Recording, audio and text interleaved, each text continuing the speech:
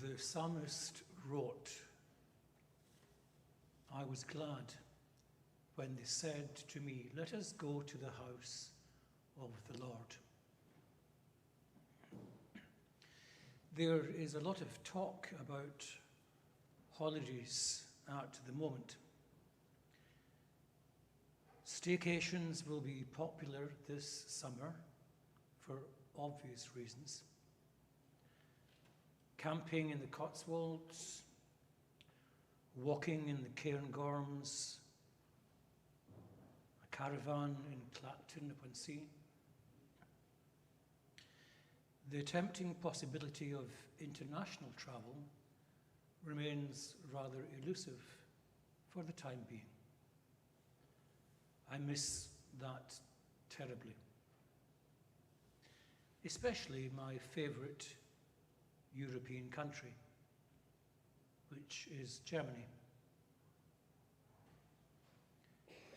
It seems a century ago, but it was only in 2018 that I enjoyed a holiday in northern Italy, centred on the delightful city of Bergamo, a city which, unknown to anyone, would soon become the epicenter of the COVID pandemic. The inhabitants went through absolute hell on earth. And shortly afterwards, here, the gates of hell broke loose on our shores too. I enjoy Italy. I remember holidays to Rome, Florence, Sardinia, Venice, to name just a few. And of course, my most recent visit to Bergamo. An Italian friend, Luigi, helped not only with the lingua italiana, I wasn't so strong in that, but also recommendations on all things culinary and the must-see places.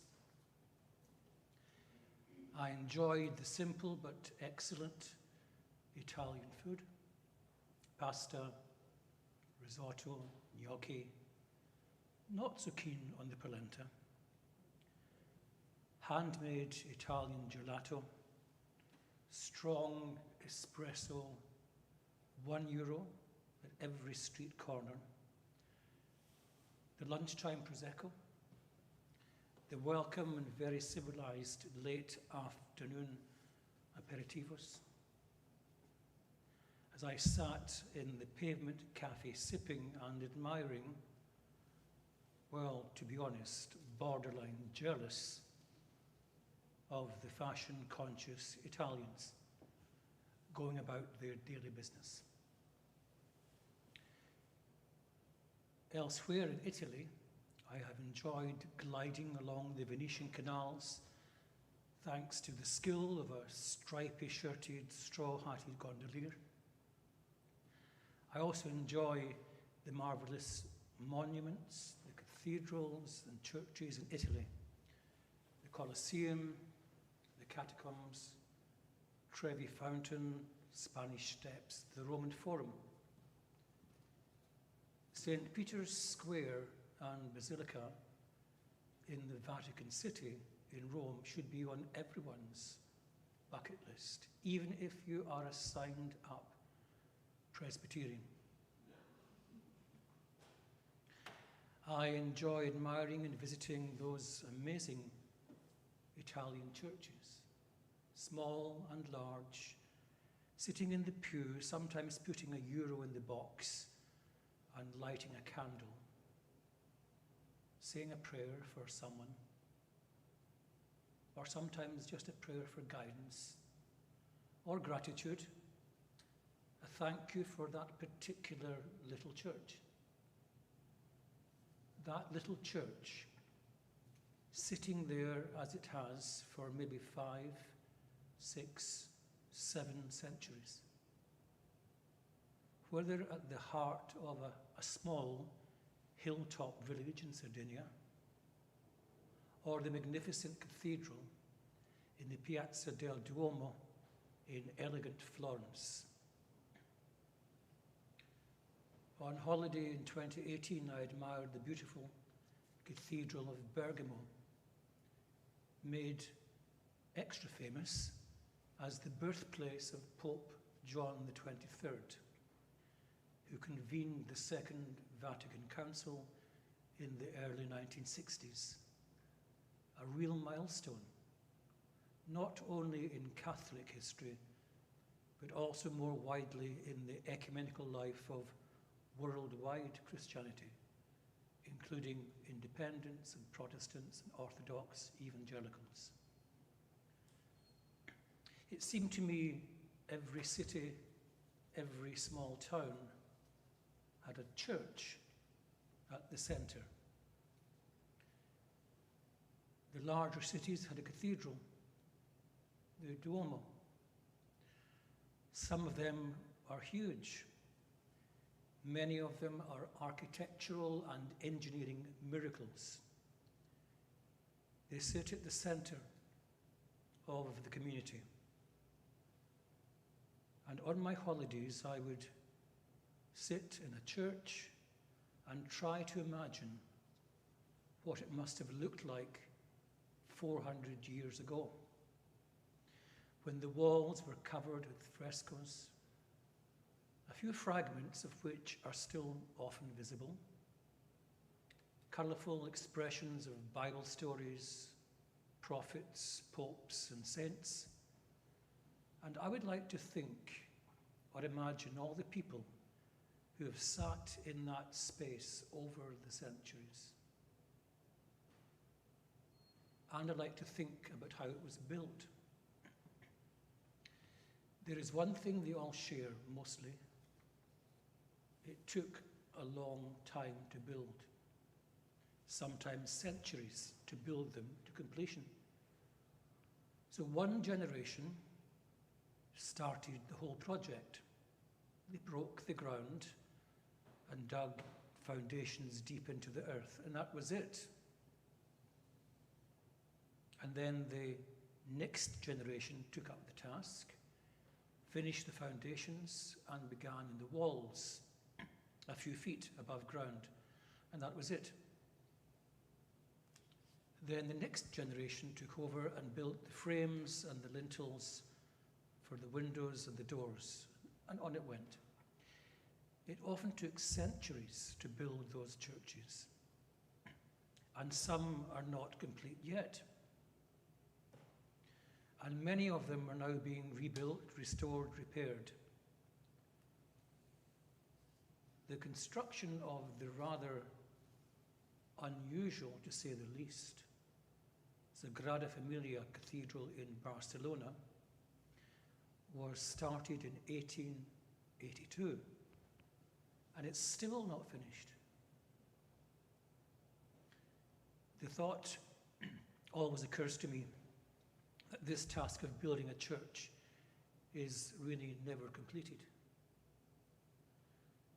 The great 20th century theologian Reinhold Niebuhr said, and I quote him, "Nothing that is worth doing can be achieved in a lifetime. Therefore, we must be saved by hope."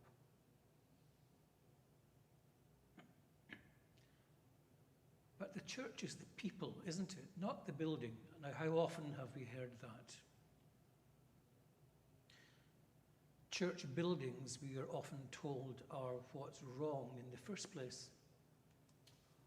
All those lavish buildings and the art, the stained glass, the frescoes, the statues, particularly in Catholic churches, are a distraction from what Jesus taught. And furthermore, a monumental waste of time and money, not to mention the heating and the maintenance costs. Someone somewhere is always talking like that. Judas Iscariot was the first one, interestingly suggesting that the expensive perfume a woman once poured over the feet of Jesus should have instead been sold and the money given to the poor, a bit rich coming from him. Someone is always counting the cost of building and maintaining churches and ensuring them water and wind tight and all the rest, and calculating how many hungry people would be fed if the money had been used for that instead. As an aside, it is unquestionably true that the Church of Scotland has way too many buildings, which is certainly impacting on the effectiveness of the Church's mission. So there is some merit, of course, in the criticism that church buildings can be a millstone around our ecclesiastical necks. Maintaining the building can be a distraction from the purpose or the mission of the church. A church can, and sometimes does, develop an edifice complex. A complex so embedded and so heartfelt and earnest that a subtle transfer occurs in our thinking, and people begin to really think that the building is the church. And yet, part of an honest and thoughtful analysis of the church must recognize and include the positive and good things that happen in the world because of its buildings and organization and structure and its committees and its budgets and its assemblies. The hungry are fed in food banks because the church building is there. The homeless are sheltered. Cathedrals as COVID vaccination centres, childcare offered. Even more powerfully, countless people over countless generations inspired and encouraged, consoled and comforted by the beauty, the tranquility, the calm, the music, the specialness, the worship in a building. And no one can really ever do a calculation of the value to the way a church expresses the heart and the soul of the Christian gospel and of the community, whether it be geographical, like a parish, or gathered, as Crown Court is. When I think of the church, not just as individual people, but as an institution, organized, with buildings and structured and salaried staff, and a tangible, visible history, I come to two conclusions. Firstly, as far as I can see, Jesus Christ called his followers not away from institutions and buildings, but rather into them with and for a purpose. He called his followers to the synagogue and to the temple, where they spent a lot of time. The psalmist wrote, and Jesus would have sung these words for sure. I was glad when they said unto me, let us go to the house of the Lord. I don't think it is possible or honest to describe Jesus as someone who bashed and thrashed and denigrated institutions. Jesus took institutions of his day, synagogue, temple, very seriously. And so Jesus Christ still calls followers and inquirers into churches today to be faithful there, to be in the world as a church building is, but then to go out from there and live for him and others.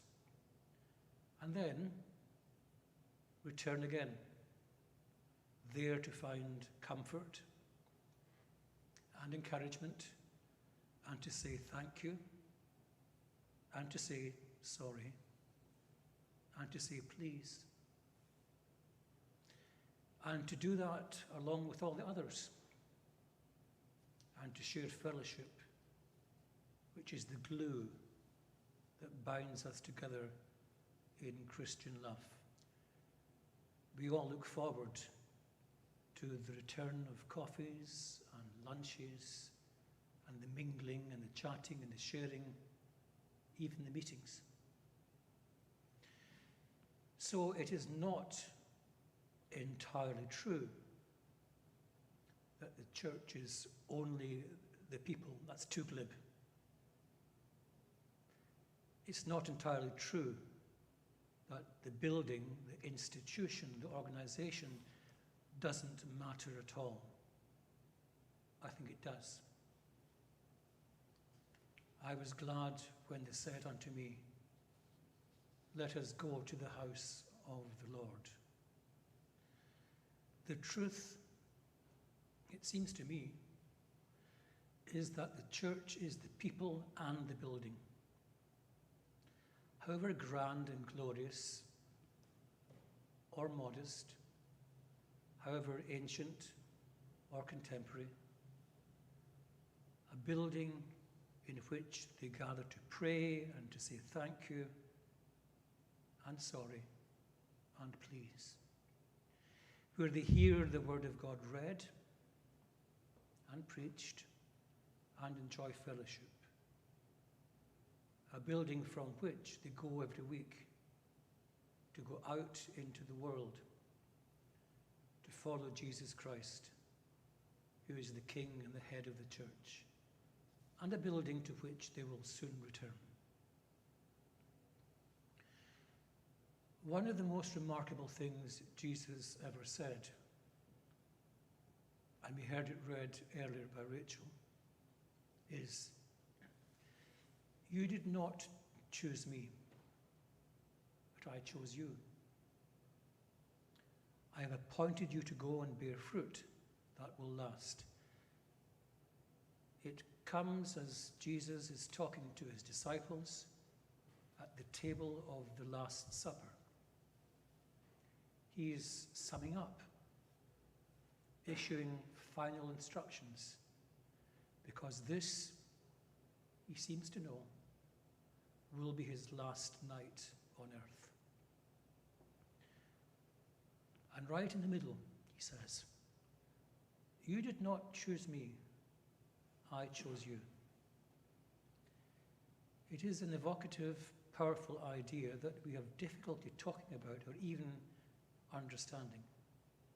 We are chosen, called, appointed by God to build the church and the kingdom. It's hard to see it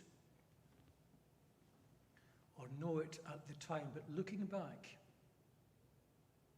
there is a guiding purpose, a gracious intent at work in our lives if we are open. And it is individual to us. It is not because of anything in us or about us. All we can say about it is to confess that somehow God has been part of the story of my life and your life. And all we can say about it is, without sounding foolish or arrogant or pious or pompous, is at the end of the day, thanks be to God. It's not that God has organized all the details of our lives like ducks in a row. It's more It's more of a kind of consistent nudging, pointing, showing a possibility here, an opening there, encouraging, strengthening, even nagging, persistently, until we get it.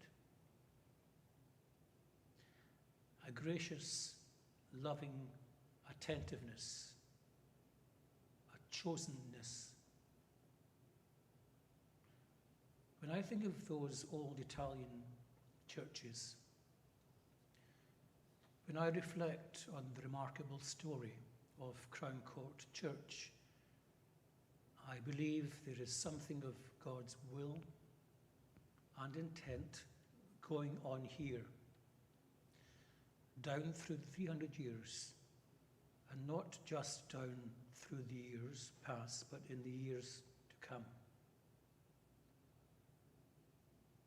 And that we, and those who came before us, and those who will follow us, are chosen by Jesus Christ to be his church in this place, in this time, in this world, and called to love and serve.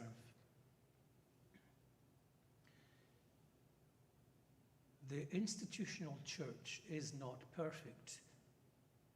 Not this one, not anyone. We know that. But it can be, and often is, the vehicle, the instrument through which God chooses us for a purpose in building his kingdom on earth. Just as little Samuel was called and chosen by night in the temple long, long ago. But for all its faults and failings, and there are numerous, for 2,000 years, the visible church has been the institutional expression of the fundamental Christian belief that the love of God is incarnational. It came among us in Jesus Christ, not a concept, that God's love continues to come into the world, not in an abstract, purely spiritual or theological sense, but through an institution, the church, and the work the church does, and Christian Aid. Yes, a church with buildings that sometimes are cold and drafty, ministers who are not always the most eloquent,